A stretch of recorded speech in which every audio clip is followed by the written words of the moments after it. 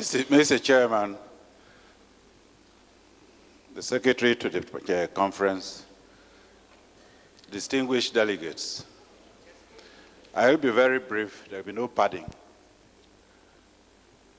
I wish to thank the President for this opportunity for re-engineering the country.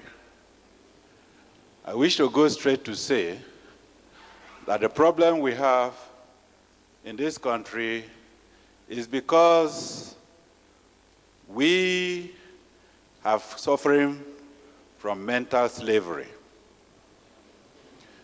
Over 300 years ago, our parents sold our brothers and sisters into slavery.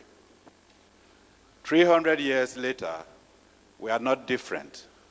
We are still selling ourselves into slavery. There is no originality in this country. This is the root of the problem we have. Those days, the price for the slaves were trinkets, beads, gunpowder, gin, thank you very much, and so on.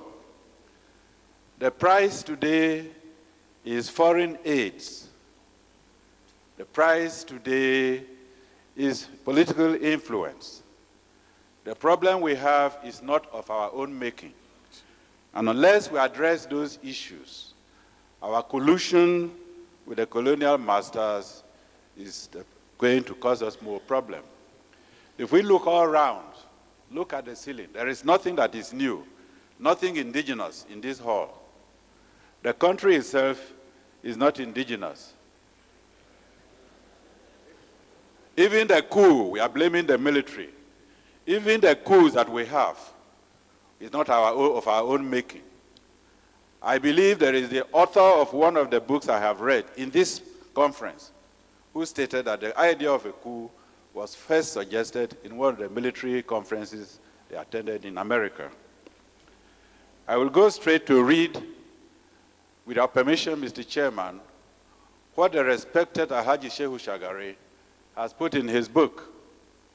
And I ask every member here to get that book, because I know most members here have the book written by Clinton, but they have not bought the book written by Haji Shehu Shagari.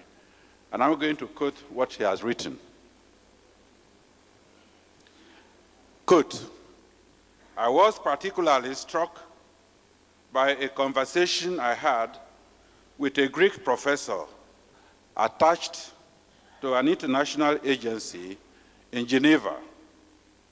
He told me his opinion of why West Europeans were supporting the rebellion against Nigeria. It was, he said, common among Westerners to sympathize with the underdog in any dispute, which in this case happens to be the Eastern Igbo.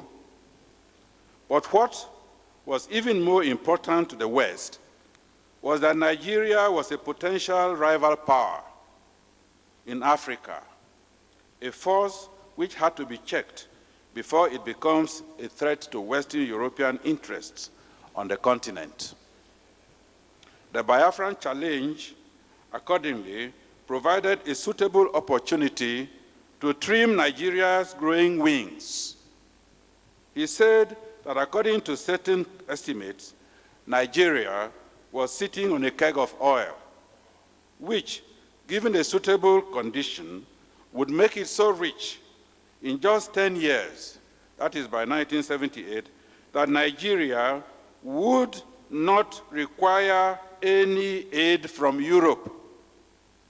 Indeed, Nigeria would be in a position to assist other African countries, especially the poorer ones, and thus undermine an important basis on which European influence was exercised over them. I underline that. He did not therefore think that Europe would stand idly by and watch Nigeria become to Africa what the United Nations had become to Western Europe.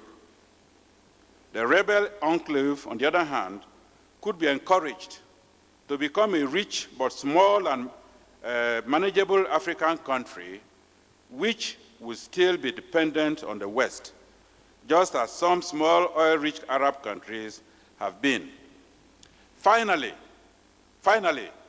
he assured me that whatever happened in the future, the West would never allow Nigeria to develop to a position where its wealth and power would threaten West European interests in Africa. Mr. Chairman, I don't need any comment. Thank you very much. Thank you.